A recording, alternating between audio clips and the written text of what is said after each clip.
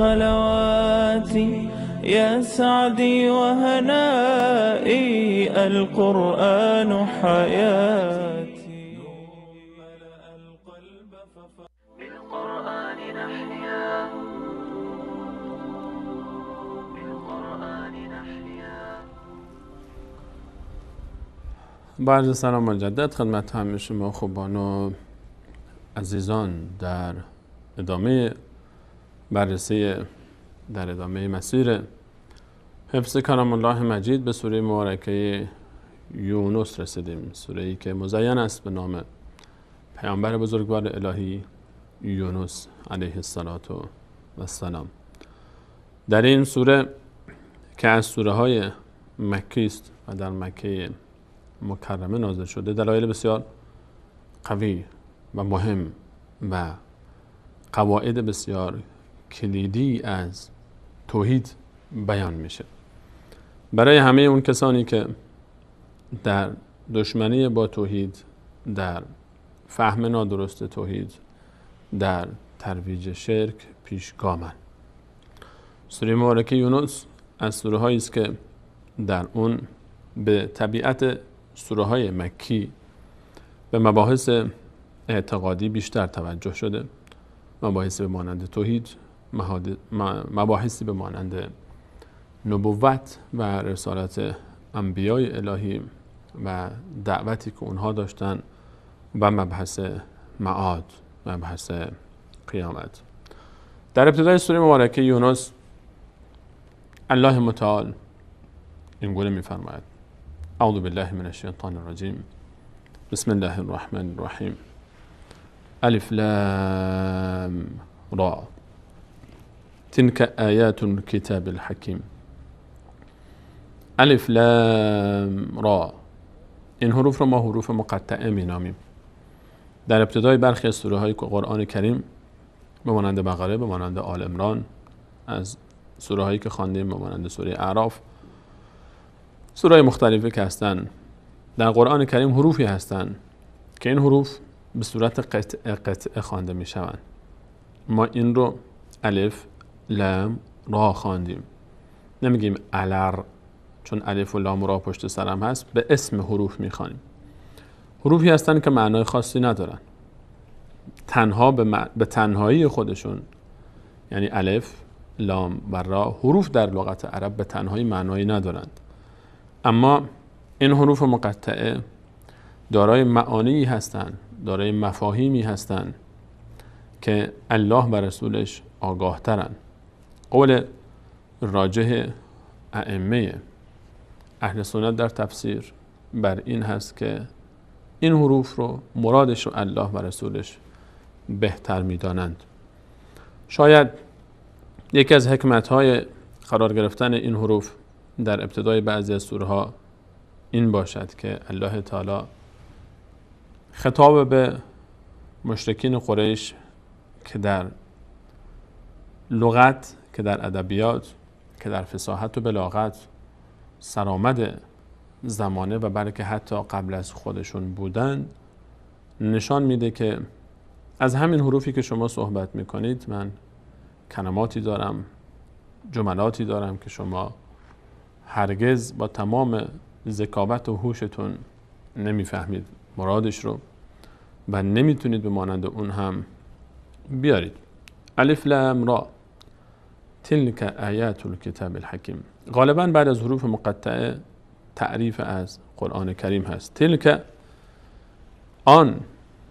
تلک اینجا ضمیر اشاره به دور است، اما در لغت عرب احیانا برای بیان عظمت و شأن چیزی که نزدیک است ضمیر دور براش استفاده میشه. ضمیر دور نشان از عظمت است. تلک، این، اینجا نمیگیم آن، تلک رو اینجا این معنی میکنیم، گرچه تحت لفظی و معنای آن هست، اما اینجا به خاطر عظمت و بیان عظمت این کتاب، تلک، این کتابی که پیش دست ماست، پیش روی شماست، تلک آیات الکتاب الحکیم، این آیات کتاب حکیم است. تلک آیات الکتاب الحکیم، اینها آیات کتابی است که سراسر حکمت است، کتابی که در این کتاب هیچ تناقضی وجود نداره، در این کتاب هیچ اختلافی وجود نداره. افلا یتدبرون القرآن ولو كان من عند غیر الله لوجدوا فیه اختلافا کثیرا. در آیه 82 سوره مبارکه نساء الله متعال می‌فرماید که آیا در قرآن نمی اندیشند که اگر از جانب غیر الله تعالی می بود در او، یعنی قرآن کریم، اختلاف و تناقض فراوانی می‌یافتند. کتابی که الله تعالی به عنوان معجزه بر رسول صلی الله علیه و آله و سلم فرو فرستاد و از همان ابتدا فرمود و این کنتم فی ریب مما نزلنا علی عبدنا فأتوا بسورة من مثله ودعوا شهداءکم من دون الله ان کنتم صادقین. اگر شما در شک و تردیدید بر آنچه که نازل کردیم بر رسول خود، پس به مانند آن سوره ای بیاورید و به غیر از الله تعالی تمام گواهان و شاهدان خودتون رو جمع کنید تا به مانند اون بیارید. و اگر نتوانستید و هرگز نمیتوانید، پس بترسید از آتشی که آتش افروزه آن سنگ ها و انسان ها هستند. الله متعال کتابی نازل کرده که معجزه است. هیچ کسی در این کتاب نقطه ضعفی نتوانست پیدا کند و هرگز نخواهد توانست. کتابی که خود الله متعال حفاظتش رو به عهده گرفت و فرمود انا نحن نزلنا الذکر و انا له لحافظون در سوره مبارکه حج آیه 9 که همانا من الله با عظمت این کتاب رو نازل کردم و من نیز حفاظت او را بر عهده خواهم گرفت. همچین کتابی با این عظمت و همچین کتابی با این حکمت و همچین کتابی با این مفاهیم بالای تربیتی، اخلاقی، اجتماعی، تمام ابعاد زندگی انسان رو در بر میگیره. دستورات دین مبین اسلام، شرع مقدس اسلام که اصلش قرآن کریم هست، همچین کتابی رو الله متعال میفرماید که من نازل کردم. این آیات این کتاب هست، تلک آیات الکتاب الحکیم، کتابی که سراسرش حکمت هست. سوالی پیش میاد، اگر این کتاب این گونه سراسر حکمت هست، سراسر عظمت هست، پس چرا عده‌ای نمیپذیرند؟ پس چرا زمانی که این کتاب بر رسول الله صلی الله علیه و سلم نازل شد نپذیرفتند مشرکین قریش و قبولش نکردند؟ آیا این با این تعبیر و لفظ کلمه حکیم، کتاب الحکیم، کتابی که سراسر حکمت است، حکمت رو هر کسی میپذیره؟ حکمت کلامی است سراسر پند، سراسر درایت، سراسر مطابقه با عقل. همچین کلامی رو هر انسان آزاده‌ای، هر انسان صاحب عقل و خردی باید بپذیره. پس چرا با این کتاب دشمنی میشه اگر این گونه است؟ پس چرا این دشمنی ها صورت میگیره؟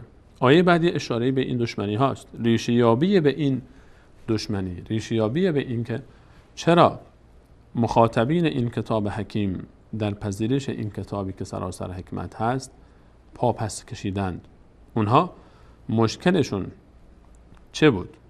مشکل اونها را الله تعالی در آیه بعدی ذکر می‌فرماید که اکان للناس عجبا ان اوحینا الى رجل منهم ان انذر الناس وبشر الذين آمنوا ان لهم قدم صدق عند ربهم قال الكافرون ان هذا لساحر مبين.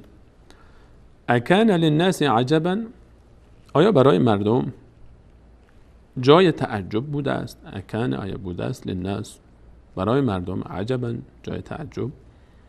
ان اوحینا که نازل نمودیم، که نازل نمودم من الله با عظمت. ما قبلا هم بارها این موضوع رو یادآوری کردیم که کلمه اوحینا و امثالش وقتی که فعل جمع به کار میره و ضمیر جمع برای الله متعال نشان از عظمت دارد. الله متعال میفرماید آیا مردم تعجب میکنن از این که من الله با عظمت وحی کرده ام الی رجل منهم، به سوی یک انسانی از خودشون؟ یکی از مشکلاتی که همیشه اهل شرک و اهل خرافات و بدعت باش درگیر بودن، دشمنان رسالت انبیای الهی با این موضوع مشکل داشتن، اینه که پیشوای دینی، یک رهبر دینی، یک امام در راه دین که در رأس اونها انبیای الهی هستند که بالاترین امامان دین هستند، اینها باید اختیارات و قدرت‌های مافوق بشری داشته باشند. این انتظار باطل، این توقع بیجا خیلی وقتا سبب شد که اینها انکار کنن. ما در رسالت موسی علیه السلام و هارون در برابر فرعون این تعبیر رو می‌بینیم. ما درباره نوح علیه السلام که اولین رسول الله متعال است که به سوی شرک فرستاده شده، ما از همون ابتدا این رو می‌بینیم.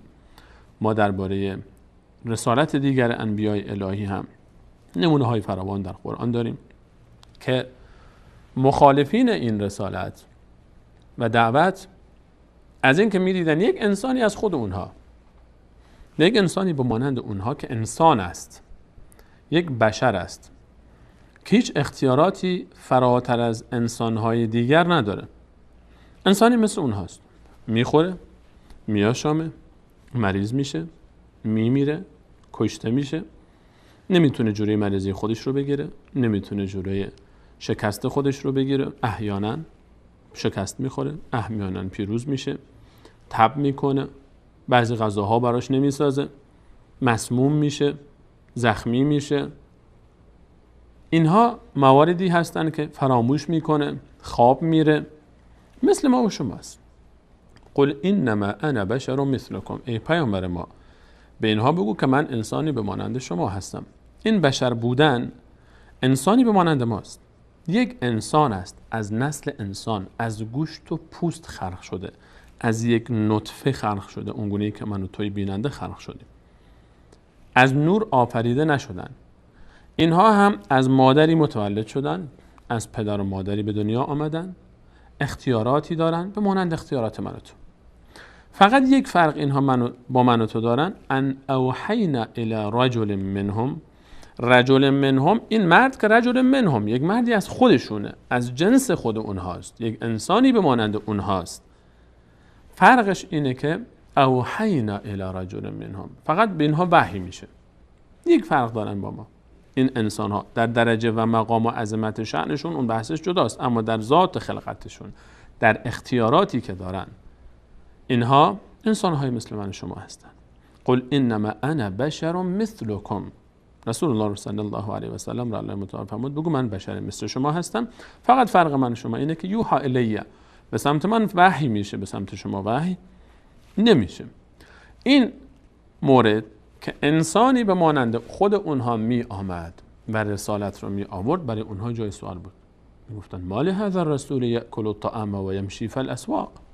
در سوره مبارکه فرقان آیه 7 الله متعال می فرماید که اینها می گفتن این چه پیامبریه، در خیابان ها مثل ما راه میره، یأکل الطعام، اینم غذا میخوره مثل ما، یمشی فی الاسواق، در خیابان ها راه میره. انؤمن لبشرین مثلنا، مخاطبین موسی و هارون گفتن آیا به دو تا انسانی مثل خودمون ایمان بیاریم؟ اینها میگفتن وقالوا لولا انزل علیه ملک، چرا فرشته ای نمیاد؟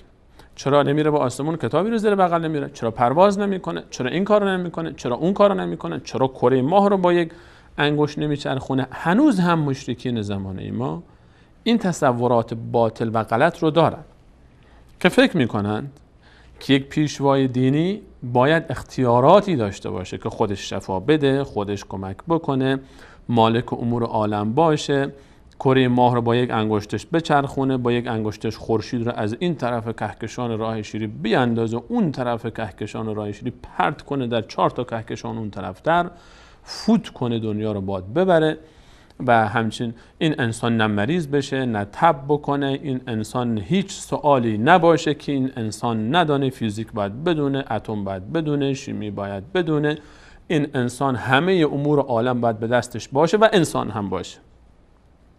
و بعضی که فراتر رفتن میگن انسان که نیست، نه بشر توانمش خواند نه خدا توانمش گفت، که تقیه میکنن، گرچه بعضی صراحتاً گفتن که خدا به مانند خودش 14 تا خدای دیگه خلق کرده که فقط یک فرق با خدا دارن که اونها خدا نیستند. حالا وقتی که مثل خودش هستن چه فرقی میکنن که خدا نیستن رو دیگه باید خودشون توضیح بدن. همیشه در طول تاریخ یکی از دلایل مهمی که مشرکین آمدند و به شرک مبتلا شدن همین مورد بود. یکی از دلایلی که کفار نپذیرفتن رسالت انبیا را و کفر ورزیدند هم همین بود که اینها فکر میکردند که انسانی که باید امام باشه، باید پیشوا باشه، باید رسول و نبی باشه، این انسان نباید مانند بقیه انسان ها باشه. ما لهذا الرسول یأکل الطعام و یمشی فی الاسواق.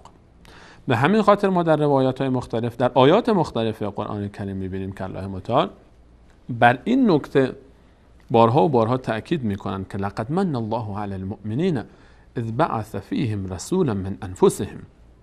الله منت گذاشت بر مؤمنین وقتی که پیامبری از جنس خود اونها برای اونها ارسال کرد. وقتی که پیشوا، مقتدا، وقتی که امام صاحب اختیاراتی است خیلی فراتر از حد توان بشر، دیگه چطور میتونه مقتدا باشه؟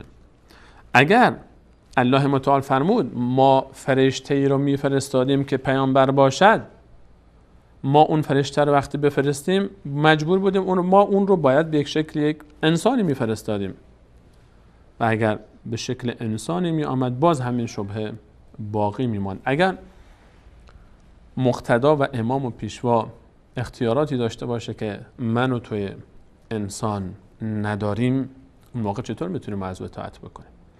وقتی که اون اختیاراتی داره که دنیا به دست او هست، وقتی که اون خودش شفا میده، خودش زنده میکنه، خودش میمیرانه، اراده و مشیت به دستش باشه، وقتی که خودش همچین عالم به اسرار گذشته و آینده باشه، وقتی با چشمش هر طرف نگاه بکنه همه چیز رو ببینه قبل از این که دیگران ببینن، همه چیز رو بشنوه قبل از این که دیگران بشنون، خب این دیگه من و تو نمیتونیم اصلا از همچین انسان تقلید بکنیم، چون ما همچین توانایی هایی نداریم، همچین قدرتی نداریم. ولی آنچه که الله متعال میفرماید، یکی از دلایلی که سبب تمرد اینها میشد این بود که وقتی پیامبری از جنس خود اونها می آمد، رجل منهم، اینها تعجب میکردن و نمیپذیرفتن. اکان للناس عجبا. این آیات قرآن وقتی که به دست پیامبر اکرم علیه السلام می آمد دلیلی نداشتن برای رد آیات. دلیل هایی که قرآن مطرح میکرد رو نمیتونستن اینها جواب بدن. چیکار کردن؟ برای فرار آمدن رسالت رو زیر سوال ببرن، آمدن رسالت رو متهم بکنن. اکان للناس عجبا ان اوحینا الی رجل منهم. آیا مردم تعجب میکنن، تعجب کردن از این که من الله با عظمت وحی کردم به سوی انسانی از خودشان که وظیفه این انسان چیست؟ وحی شده بهش که یک کار انجام بده، انذر الناس، که مردم را بترساند، اینها رو از آنچه که پیش رو دارند، قیامت، قبر، عذاب، دوزخ، و بشر الذین آمنوا، و بشارت بدهد کسانی رو که ایمان می آورند به او که ان لهم قدم صدق عند ربهم، که همانا برای آنهاست قدم صدق، جایگاهی نیکو، مقامی والا، عند ربهم، نزد پروردگارشان. پیامبری از جنس بشر برای اونها فرستاده شده تا بتواند که الگو باشه، تا شایسته الگو برداری باشه. این پیامبر یک وظیفه داره، انذار و تبشیر. انذار یعنی ترساندن، تبشیر یعنی بشارت دادن. انذار برای کسانی که تمرد میکنن و رسالت رو قبول نمیکنن، و بشارت برای کسانی که ایمان میآورن. بشارت برای اون کسانی که ایمان آوردن که ان لهم قدم صدق عند ربهم. بشارت به اینهاست که اینها نزد الله تعالی یک جایگاه نیکویی دارن. اینها نزد الله تعالی چیزایی رو پیش فرستادن، مقدم کردن از روی صدق، از روی اخلاص. اینها نزد الله تعالی اعمالی دارند، ثروت‌هایی دارند که خالصانه تقدیم شده به پیشگاه الله تعالی. اینها به پیش الله تعالی قدمگاهی دارند که اون قدمگاه بر مبنای صدق و راستی است. میزان موفقیت هر شخص، ثروت هر انسان در روز قیامت، اون مکانی که قدم میگذارد، قدمگاه انسان در پیش الله تعالی، در پیشگاه الهی روز قیامت، بستگی داره به صدقش و اخلاصش در اعمالش. و بشر الذین آمنوا، بشارت بده این مؤمنین رو، ان لهم، که برای اینهاست، قدم صدق، یک جایگاهی که اون جایگاه بر مبنای صدق است. اون قدمگاه انسان جایی که قدم میگذاره، این قدمگاه به اندازه اون صداقتش با الله تعالی است، به اندازه اخلاصش با الله تعالی است. به اینها بشارت بده که پیش الله تعالی جایگاه والایی دارن. هر کسی که میخواد پیش الله تعالی روز قیامت قدمش نلرزه، قدمگاهش زیر پای او جایی باشه محکم در پیش الله تعالی، جای پای ما پیش الله تعالی روز قیامت به اندازه صدق و اخلاص ما در برابر الله تعالی است. ان لهم قدم صدق عند ربهم. وظیفه نبی بشارت و انذار. نمیتونه مرده زنده بکنه مگر به اذن الله تعالی و معجزه خاص عیسی علیه السلام که دلالت میکنه بر اون آیات قرآن کریم و خاص ایشون هست فقط. و نمیتونه شفا بده، مریض میشن. انبیای الهی رو گرفتند، سر بریدند. زکریای نبی و یحیی علیهم السلام رو سر بریدن. یک پیغمبر الهی رو گذاشتن سر بریدن، کشتنش. 70 نفر از انبیای بنی اسرائیل در یک روز به دست این ظالمین به شهادت رسید و فراوان از این داستان ها ما داریم. حکایتی که برای ایوب نبی علیه السلام اتفاق افتاد و بیماری طولانی مدتی که چند سال طول کشید، دوری یوسف و گم شدنش و عدم اطلاع یعقوب از مکان وجود یوسف علیه السلام و کور شدن و نابیدان شدن در فراق یوسف علیه السلام، به زندان افتادن یوسف و 9 سال در زندان ماندن و مثالهای فراوان دیگری که انبیا در تحمل مشکلات و سختی ها و مصیبت ها داشتند و نمیتونستند که اینها را از خودشون رفع بکنن. کفار آمدن و وقتی که در برابر قرآن عاجز ماندن بهانه کردند رسالت انبیا را. گفتن انسانی مثل خودمون این تا دیروز در مکه با خود ما میگشت و این طرف میرفت و اون طرف میرفت، چطور ما این رو قبول بکنیم؟ خب این انسان دلایلی آورده، قرآنی حکیم داره، این انسان صحبت داره برای گفتن. وقتی که این آیات مطرح میشه، وقتی که سخنها گفته میشه، وقتی که دلایل مطرح میشه، چیکار باید بکنن؟ مجبورن که متهمش کنن، مجبورن که بهش اهانت کنن، مجبورن که بدترین تهمت ها رو به او بزنن. به همین خاطر فکر کردند و گفتن قال الکافرون ان هذا لساحر مبین. کافران چه گفتن؟ ان هذا لساحر مبین. اینا وقتی که حریف رسول صلی الله علیه و سلم نشدند، آمدن و گفتن که ان هذا لساحر مبین، همانا این یک جادوگری آشکار است. رسول الله صلی الله علیه و سلم رو جادوگر خواندند تا بتوانند به این دلیل، به این تهمت جلوی رسالت رسول صلی الله علیه و سلم رو به زعم باطل خودشون بگیرن. اتهام به سحر بدترین نوع اتهام بود، چون سحر هیچ سودی برای انسان نداره. اگر شعر میگفتن که اون رو هم گفتن، اینها در این مرحله بدترین رو انتخاب کردن، از شعر هم رد شدن، چون شعر احتمال داشت که حداقل در برخی از اشعار یک سری حکمت ها هست، یک سری صحبت ها هست، اما وقتی که اینها درباره قرآن حکمت، کتابی که سراسر حکمت است قرار گرفتن، به بدترین تهمت آمدن و متوسل شدن و گفتن ان هذا لساحر مبین. ان ربکم الله الذي خلق السماوات والارض في 6 ایام ثم استوى على العرش. همانا پروردگار شما الله است. ان ربکم الله الذي خلق السماوات والارض، همان ذاتی که خلق کرده آسمان ها و زمین رو. اینها وقتی که تهمت زدن به رسول الله صلی الله علیه و سلم و تهمت می زدن، الله تعالی دلایل ربوبیت خودش رو ذکر میکنه. وقتی که اینها با این دلایل هر انسانی صاحب دعوت رو وقتی که بخوان متهمش بکنن، صحبت رو وقتی که گوش میکنند، این صحبت مطابق با فطرته، این صحبت نشان از عظمت داره، این صحبت هیچ نسبتی با سحر نداره، این صحبت ارتباطی با سحر نداره. ان ربکم الله، همانا پروردگار شما الله هست. الذی خلق السماوات والارض، همون ذاتی که خلق کرده آسمان ها و زمین رو. کسی که آسمان و زمین رو خلق کرده الله متعال است.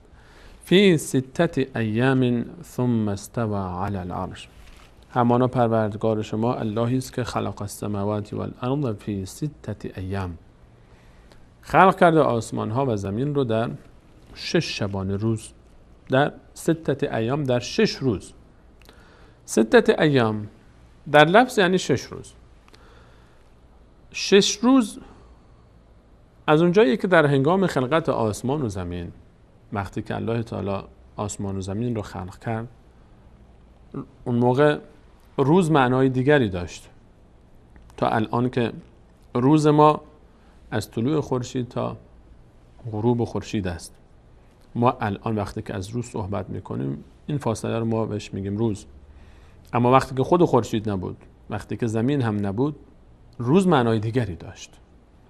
اون روز معنای دیگری داشته و مقاییس و اون بازه زمانی که روز اطلاق می شده به اون در لحظه خلقت آسمان ها و زمین، با توجه به آنچه که در آسمان ها و زمین وجود داشته و ما خبر نداریم، ما اشهدتهم خلق السماوات والارض ولا خلق انفسهم، الله متعال میفهمد که من شما رو شاهد نگرفتم بر خلقت آسمان ها و زمین و حتی خلقت خودتون. یعنی ما در لحظه خلقت آسمان ها و زمین و لحظه خلقت خودمان وجود نداشتیم و چون نبوده ایم ما نمیتوانیم که درباره اون نظر بدیم مگر بر آن چیزی که الله متعال برای ما ذکر کرده. الله متعال میفهمد که من آسمان و زمین رو در 6 روز خلق کردم. حالا این روزها چه روزی هستند؟ یقینا این مقیاس روز ذکر شده در این آیه با اون روز حدود 12 ساعتی که ما داریم متفاوت هست، غیر از اینه، چون در لحظه خلقت آسمان ها و زمین این روز وجود نداشت. اما اون روز مقدار این بازه زمانی، این مقدار زمانی که اون روز در آن روزگار به آن روز اطلاق می شده است بر ما معلوم نیست، گرچه برخی از مفسرین گفتن که و ان یوما عند ربک کالف سنه مما تعودون.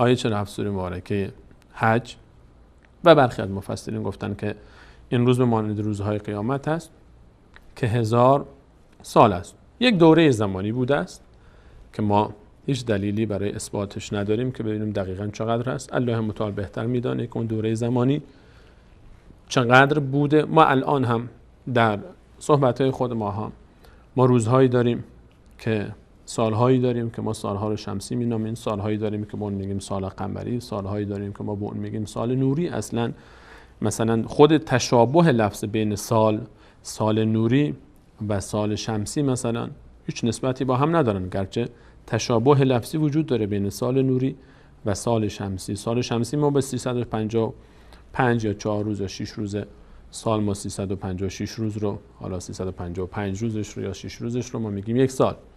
اما وقتی یک از صحبت از سال نوری میشه اونجا اصلا مراد زمان نیست، مراد مکان هست، مسافت مراد هست، مسافت مکانی مراد هست، نه مسافت زمانی. تشابه سال شمسی یا سال قمری با کلمه سال نوری فقط تشابه در لفظ است و در معنا هیچ شباهتی با هم ندارن. تعابیری که خود ما الان داریم استفاده میکنیم در بحث زمان، ما وقتی میگیم سال نوری مراد از سال اونجا اصلا فاصله مکانی است، مدت مکانی که نور در فاصله 1 سال با سرعت 300,000 کیلومتر در ثانیه طی میکنه رو ما بهش میگیم 1 سال نوری.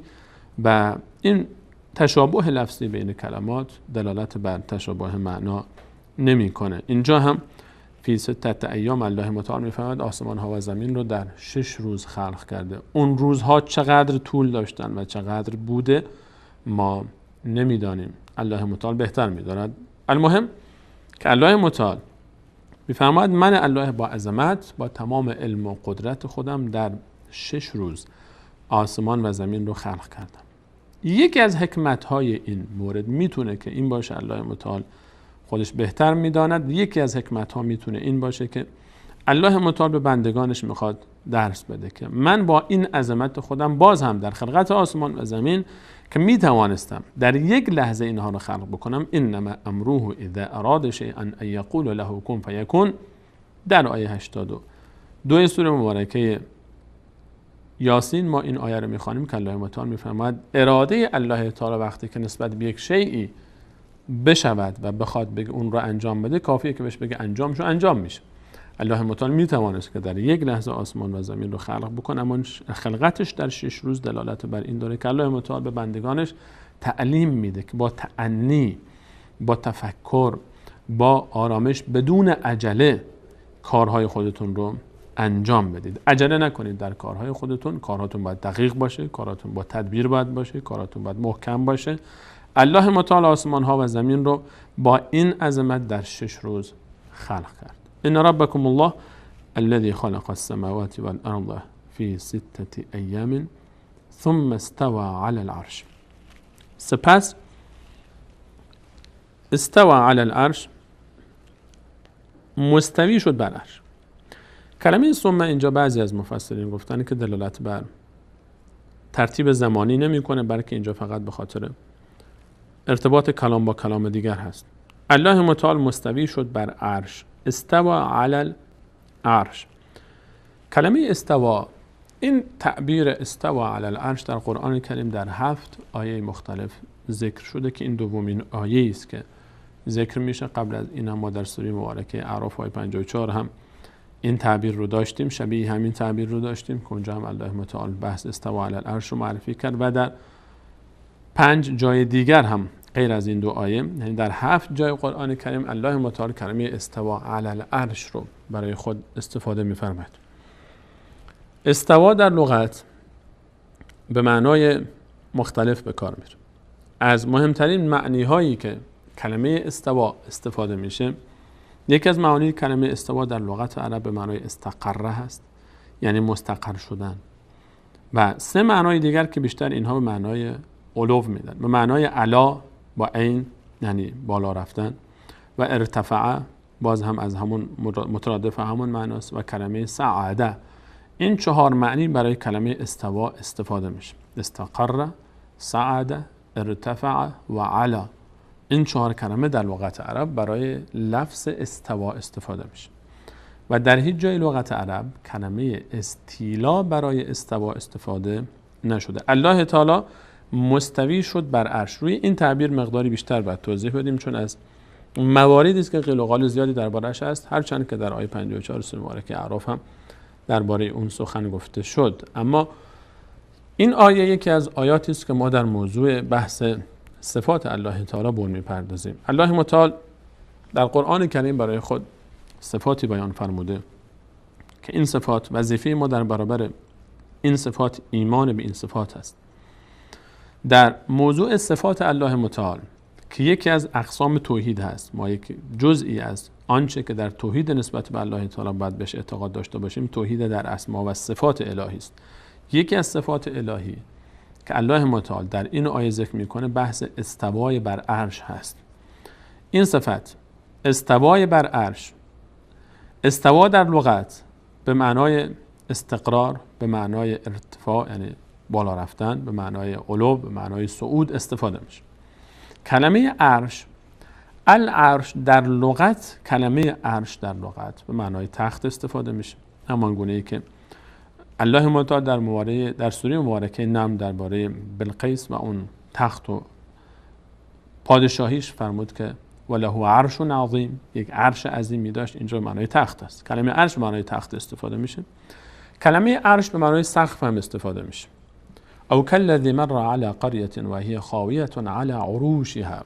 ما در سوره مبارکه بقره آیه 259 هم داشتیم درباره عزیر علیه السلام که گذر کرد بر قریه‌ای که دید سقف‌های اون افتاده بر کف ساختمان. عروش جمع عرش به معنای سقف، به معنای سقف هم استفاده میشه. کلمه عرش به معنای تخت، به معنای سقف و معنی دیگری هم که کلمه عرش استفاده میشه معنی سایبان هست. ما در غزوه بدر، در معرکه میدان بدر، سایبانی برای رسول صلی الله علیه و سلم زده شد تا در زیر سایه اون بیارامند که به نام عریش معروف شد و مسجد عریش هم امروزه در میدان معرکه بدر ساخته شده به همین نام. عرش در لغت به معنای سقف، به معنای تخت، به معنای سایبان استفاده میشه، اما عرش در تعبیر قرآنی و عرش در مصطلح اعتقاد اسلامی وقتی که ما صحبت از عرش میکنیم و صحبت از یک مخلوق میشه. عرش مخلوقی از مخلوقات الله تعالی است که بزرگترین مخلوق الله تعالی است. آنچه که در قرآن کریم و احادیث صحیح رسول صلی الله علیه و سلم درباره عرش وارد شده اینه که ما در پایان سوره مبارکه بقره، سوره مبارکه توبه هم داشتیم که الله متعال فرمود و هو رب العرش العظیم، و الله تعالی مالک عرش بسیار عظیم است. عرش بزرگترین مخلوق الله متعال است که تمام آسمان ها و زمین در برابر او هیچ حساب نمیشند. مخلوقی از مخلوقات الله متعال است که الله متعال بر بالای او مستوی است به حکمتی که خودش میداند، بدون اینکه نیازی به عرش داشته باشد، و این عرش رو فرشتگانی حمل می کنند و برای حمل این عرش عبادت می گیرند، یعنی عبادت اونها حمل عرش هست، بدون اینکه الله تعالی به حمل این فرشتگان نیازی داشته باشه و خود الله تعالی اون رو حمل کرده با قدرت خودش، عرش خودش رو. درباره عرش ما در قرآن کریم کلمه عظیم رو داریم و هو رب العرش العظیم. درباره عرش کلمه کریم استفاده شده، عرش کریم. درباره عرش کلمه مجید استفاده شده، ذو العرش المجید. کریم، عظیم، مجید از صفاتی است که درباره عرش استفاده شده. در قرآن کریم الله تعالی فرشتگانی رو بیان می‌فرماید در سوره مبارکه غافر آیه 7 که الذین یحملون العرش، یک فرشتگانی هستند که 8 تا فرشته هستند. اونها من جمله این فرشتگان جبرائیل و میکائیل علیهم السلام هستند که عرش الله متعال رو حمل میکنن و از بزرگترین فرشتگان الله متعال هستند. عرش بزرگترین مخلوق الله تعالی است که سقف بهشت در روایت نامیده شده، که در زیر عرش در بهشت، در سقف بهشت که زیر عرش میشه، قنادیلی آویزان است که در اون ارواح شهدا میرن به شکل پرنده های سبز رنگی، در داخل شکم پرنده های سبز رنگی در اونجا هستن، به سر میبرن به هر جا که خواسته باشن در بهشت گشت و گذار میکنن، بنا به روایتی که رسول صلی الله علیه و سلم در وصف آیه 169 سوره مبارکه آل عمران در شهدای احد ذکر فرمودن، روایت عبدالله بن عباس رضی الله عنهما است. الله متعال عرش رو در قرآن این گونه برای ما معرفی فرموده. رسول الله صلی الله علیه و سلم درباره عرش هم چند روایت در احادیث صحیح رسول صلی الله علیه و سلم درباره عرش صحبت می‌فرمایند. من جمله روایتی که رسول صلی الله علیه و سلم در لحظه وفات و شهادت سعد بن معاذ فرمود که اهتز العرش به موت سعد، عرش به لرزه افتاد با موت و وفات سعد. همچنین درباره عرش در دعای رسول صلی الله علیه و سلم و تسبیح ایشون داریم وزنت عرشی، که عرش یک مخلوق صاحب وزن بسیار عظیم است. اینها مختصری از آن چیزی است که در آیات کلام الله مجید و احادیث صحیح رسول صلی الله علیه و سلم درباره عرش ذکر شده. عرش رو سقف تمام مخلوقات نامیده اند. عرش سقف تمام مخلوقات است. الله متعال در این آیه فرمود ثم استوى علی العرش. الله تعالی مستوی بر عرش است. مستوی بر عرش است. درباره این صفت الله تعالی، صفت استوای بر عرش، اینکه 7 آیه از قرآن کریم درباره استوا صحبت کردند، یعنی الله تعالی بالای عرش هست، شکی در این نیست. اجماع اهل سنت و الجماعت بر این است که الله تعالی بالای عرش است، در آسمان ها بالای عرش است، چرا که کلمه علی العرش کلمه علا دلالت بر علو میکنه و همچنین کلمه استوا گفتیم 3 معنای کلمه استوا به معنای علا و معنای سعده و معنای ارتفاع و معنای علو هست و دلایل فراوان دیگری هم بر این وجود داره. مسئله خود نزول، مسئله معراج رسول صلی الله علیه و سلم و سفرشان به آسمان ها و فطرت ما وقتی که دست بلند میکنیم و دعا میکنیم به سمت آسمان ها، این که الله تعالی در آسمان ها و بالای عرش هستند، این اجماع علمای اهل سنت بر این هست. اما در موضوع صفات الله متعال یک مسئله بسیار مهم هست که چگونگی این استوا برای ما معلوم نیست. این که استوا وجود داره از آیه قرآن کریم ثابت است. الله متعال میفهمد که من بر بالای عرش مستوی هستم، اما چگونگی اون برای ما مشخص نیست. و چون چگونگی مشخص نیست ما انکار هم نمی کنیم. برخی به خاطر اینکه این گونه احساس کردن که شاید اگر ما بگیم الله تعالی بالای عرش هست پس نیازمند به عرش هست و استوای الله تعالی بر عرش به مانند استوای مخلوقات خواهد بود بر چیز دیگری، پس این تشبیه الله تعالی به مخلوقات است، پس ما این رو معنای دیگری می کنیم به معنای استیلا، یعنی به معنای ملک و چیره شدن بر ملک و پادشاهی که در هیچ جای لغت عرب استیلا استفاده نشده. استوا به معنای استیلا استفاده نمیشه. استوا معنی استقره هست یا ارتفع و علا و سعده. الله متعال این گونه برای خود وصف خود رو این گونه برای ما بیان کرده و هیچ کسی از الله تعالی به الله تعالی اعلم تر نیست. انتم اعلم ام الله؟ آیا شما از الله تعالی هم عالم تر هستید؟ الله تعالی این گونه برای ما توصیف کرده استوایی که شایسته شأن الله تعالی است. این که الله تعالی بالای عرش است معلوم است. استوای الله تعالی بر بالای عرش برای ما معلومه. چگونگی استوا برای ما معلوم نیست و درباره اون سوال هم نمی کنیم و فکر هم نمی کنیم و ایمان به این واجب است چون آیه قرآن کریم است.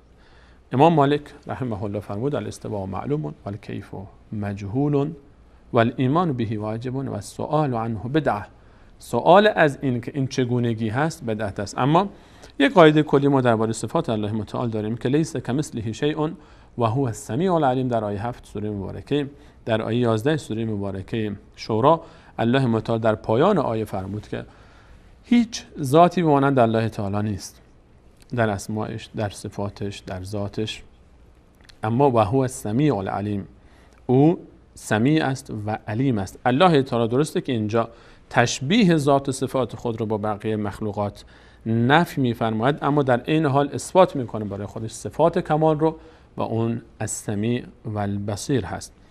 ما در این آیه یعنی 11 سوره مبارکه شورا نقطه مهمی هست که الله متعال با وجود اینکه صفات تشابه صفات و ذات و اسماء خود با مخلوقات رو نفی می‌فرمایند، برای خود اثبات میکنه سمع و بصر.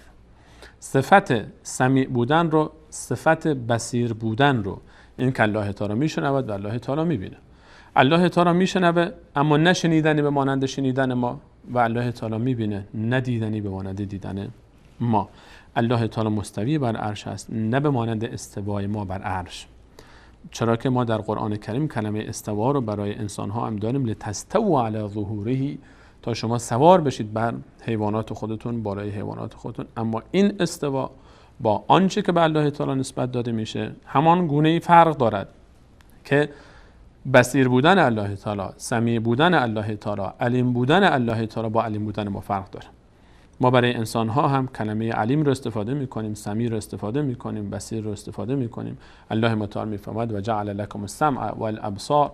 الله تعالی برای شما سمع قرار داده و ابصار قرار داده، یعنی شما هم سمع دارید، بصر دارید. الله تعالی هم سمع و بصر داره، اما سمع و بصر انسان با سمع و بصر الله تعالی کاملا متفاوت است.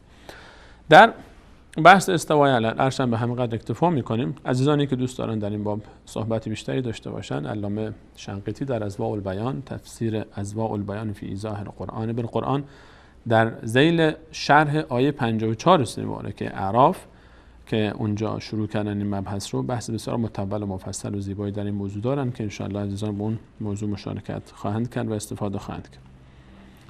الله تعالی میفرماید ان ربکم الله، الله پروردگار شماست، همون کسی که آسمان ها و زمین رو در 6 روز آفرید و مستوی بر عرش است، بر بالای عرش خود است. یدبر الامر، تدبیر میکنه امور همه چیز رو. مدبر عالم الله تعالی است، مدبر آسمان و زمین الله تعالی است. ما من شفیع الا من بعد اذنه، هیچ شفاعت کننده نیست مگر این که الله تعالی بهش اذن و اجازه بده. شفاعت فقط نزد الله تعالی است. الله تعالی به کسی اجازه بده که شفاعت بکن میتونه، اگر اجازه نده هرگز کسی نمیتونه که شفاعت بکنه. شفاعت الله تعالی، ما در دنیا شفاعت هایی داریم که از روی محبت است. کسی رو دوست داره میره پیشش میگه فلانی رو این چیز رو بهش بده یا این چیز رو بهش نده و شفاعت میکنه. از روی محبت به یک شخص شفاعت او رو میپذیره. در دنیا ما شفاعتی داریم که بر اساس نیاز هست. یک نفری و یک نفر دیگری شریکن، چون نیاز دارن به هم دیگه شفاعتش رو قبول میکن. ما در دنیا شفاعتی داریم که بر اساس ضعف است. یک کسی که زور داره، رئیسی، پادشاهی، امیری میگه آقا فلانی رو فلانجا قبول کنید، اینو مشکلش حل کنید، زیر دست مجبوره که قبولش میکنه. در شفاعت ضعف برای الله تعالی محال است. شفاعتی که بر اساس شراکت باشه برای الله تعالی محال است. شفاعتی که بر اساس محبت باشه هم برای الله تعالی با شروطی است.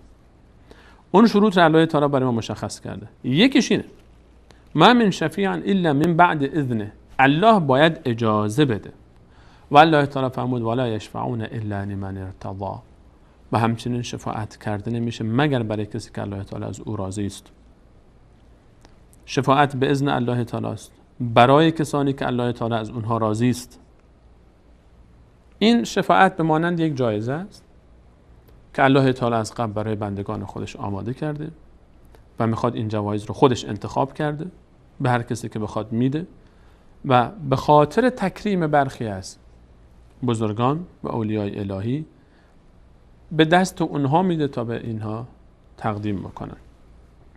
اینکه خودشون این اختیار رو داشته باشن هرگز همچین اختیاری ندارن. ما من شفیع الا من بعد اذنه، هیچ شفاعتی نیست مگر بعد از اذن الله تعالی. ذلکم الله ربکم فاعبدوه، آن ذات عظیم الله تعالی پروردگار شماست، پس او را عبادت کنید. افلا تذکرون، آیا شما تذکر نمیپذیرید؟ آیا نمیفهمید، درک نمی کنید این مسئله رو؟ پروردگاری که آسمان ها و زمین رو در 6 روز خلق کرده، پروردگاری که عرش با آن عظمت رو خلق کرده، کسی که مالک آسمان هاست و زمین و خالق آسمان ها و زمین و عرشه، همچین ذاتی آیا نیاز داره به کسی اصلا؟ همچین ذاتی کجا؟ و 4 انسانی که شما اونها رو آوردید هم تراز الله تعالی قرار دادید کجا؟ انسان‌هایی که نمیتونن از خودشون مشکلی رو دفع بکنن، نمیتونن منفعتی برای خودشون جلب بکنن، جلوی کشته شدن خودشون رو نمیتونن بگیرن، جلوی مریضی خود رو نمیتونن بگیرند کجا؟ افلا تذکرون، آیا شما تذکر نمیپذیرید، پند نمیپذیرید؟ الیه مرجعکم جمیعا، به سوی او بازگشت همه شماست. وعد الله حقا، وعده الله تعالی بر حق است. انه یبدأ الخلق ثم یعیده لیجزی الذین آمنوا وعملوا الصالحات بالقسط، همانا او انه یبدأ الخلق، او کسی است که خلقت رو آغاز میکنه، همون گونه این که الله تعالی آسمان ها و زمین رو آفرید، بار دیگر الیه مرجعکم جمیعا، به سوی او بازگشت همه شماست. وعد الله حقا، وعده الله تعالی بر حق است. اون کسی که یک بار خلق کرده دوباره خلق خواهد کرد. انه یبدأ الخلق، او آغاز کرد، همان الله تعالی خلقت را آغاز کرد. ثم یعیده، سپس او را باز میگرداند. لیجزی الذین آمنوا وعملوا الصالحات بالقسط، تا جزا دهد مؤمنین رو، کسانی رو که ایمان آوردن و عمل صالح انجام داده اند با عدالت و به تمام و کمال. والذین کفروا لهم شراب من حمیم، و کسانی که کافر شده اند برای آنها نوشیدنی است از آب جوشان. و عذاب علیم، و عذابی دردناک در انتظار آنهاست. بما کانوا یکفرون، به سبب آنچه که اینها در دنیا کفر کردند. هو الذی جعل الشمس ضیاء والقمر نورا، او الله متعال همان ذاتی است که جعل الشمس ضیاء، قرار داده از خورشید رو درخشان، ضیا الضوء گرفته میشه یعنی درخشش، و القمر نورا، و قرار داده است ماه را تابان که نور میدهد. هو الذی جعل الشمس ضیاء، الله متعال ذاتی است که خورشید رو درخشان قرار داده و ماه رو تابان. کلمه ضیا و نور، الله تعالی برای خورشید کلمه ضیا رو استفاده فرمود و برای قمر یعنی ماه کلمه نور رو. در قرآن کریم هم تعابیر دیگری برای خورشید استفاده شده که و جعلنا سراجا وهاجا.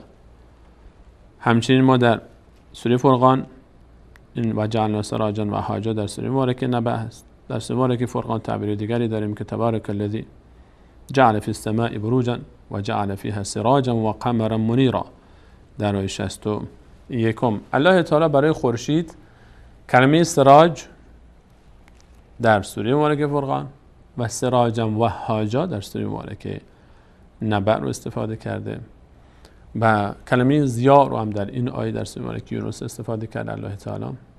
برای خورشید سراج، وهاج و ضیا استفاده شده در قرآن کریم. برای ماه کلمه نور و قمر منیرا، فقط بحث نور استفاده شده براش. فرق ضیا و نور چیست؟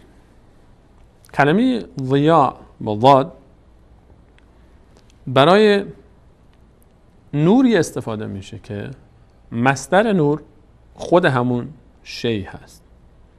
وقتی که یک شیئی دارای نور است، نوری که منبعث از ذات خود اوست، به مانند ستارگان.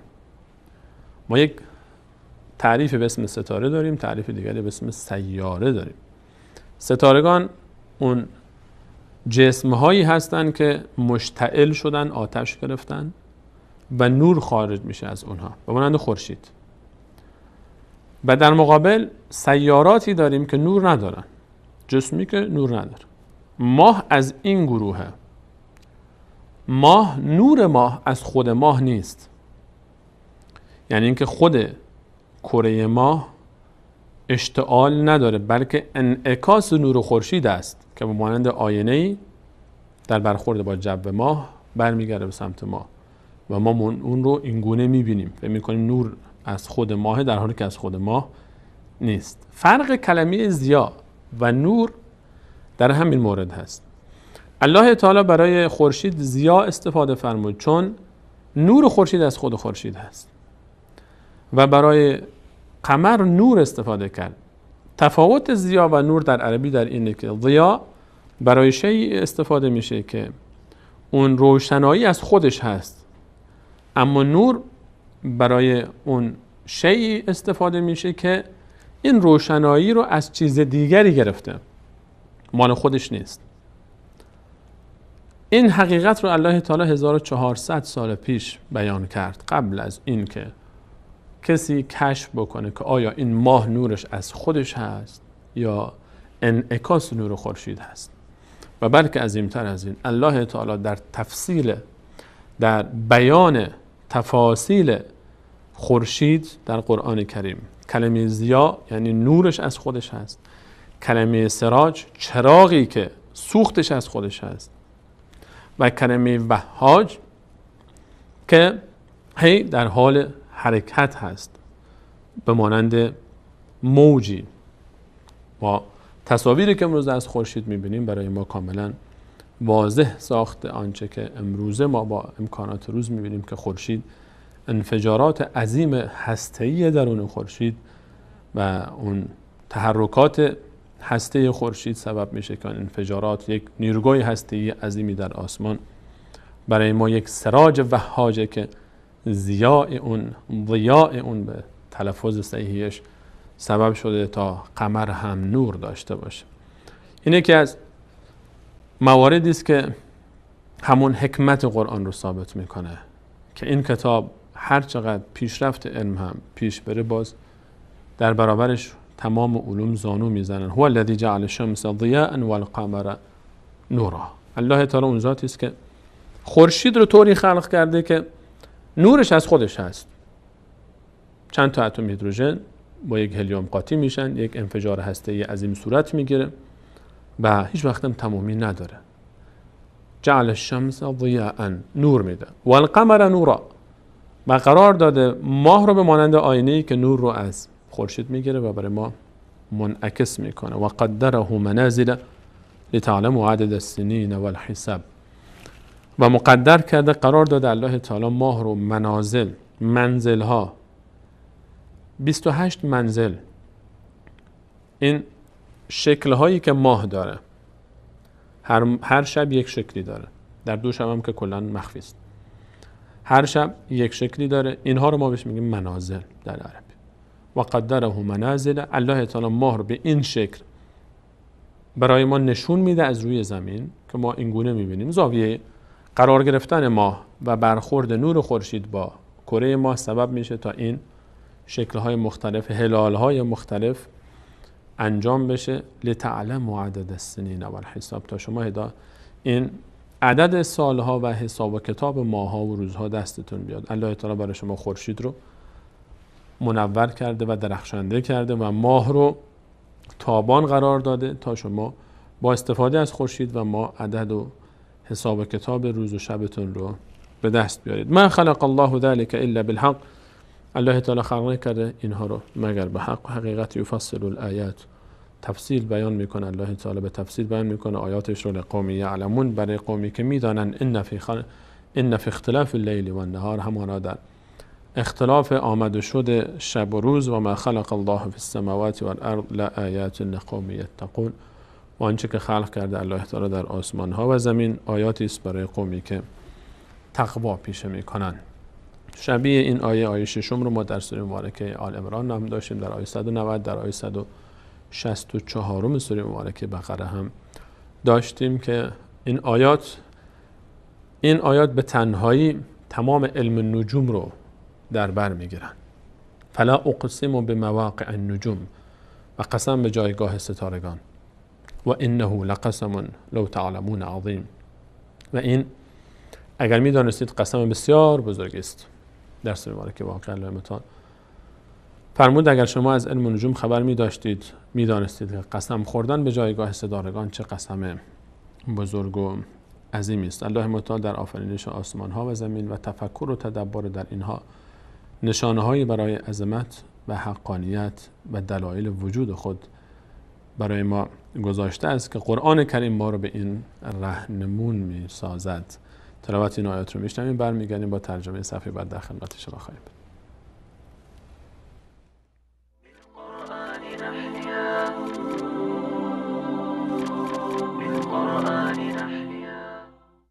أعوذ بالله من الشيطان الرجيم. بسم الله الرحمن الرحيم. ألف لام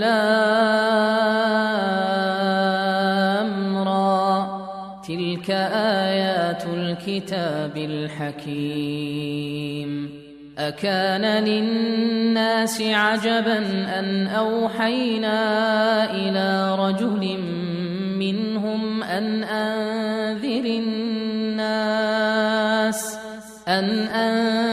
الناس وبشر الذين آمنوا أن لهم قدم صدق عند ربهم. قال الكافرون إن هذا لساحر مبين. إن ربكم الله الذي خلق السماوات والأرض في 6 أيام ثم استوى على العرش يدبر الأمر ما من شفيع إلا من بعد إذنه. ذلكم الله ربكم فاعبدوه أفلا تذكرون. إليه مرجعكم جميعا وعد الله حقا إنه يبدأ الخلق ثم ثم يعيده ليجزي الذين آمنوا وعملوا الصالحات بالقسط والذين كفروا لهم شراب من حميم وعذاب أليم بما كانوا يكفرون هو الذي جعل الشمس ضياء والقمر نورا وقدره منازل لتعلموا عدد السنين والحساب ما خلق الله ذلك إلا بالحق يفصل الآيات لقوم يعلمون إن في اختلاف الليل والنهار وما خلق الله في السماوات والأرض لآيات لقوم يتقون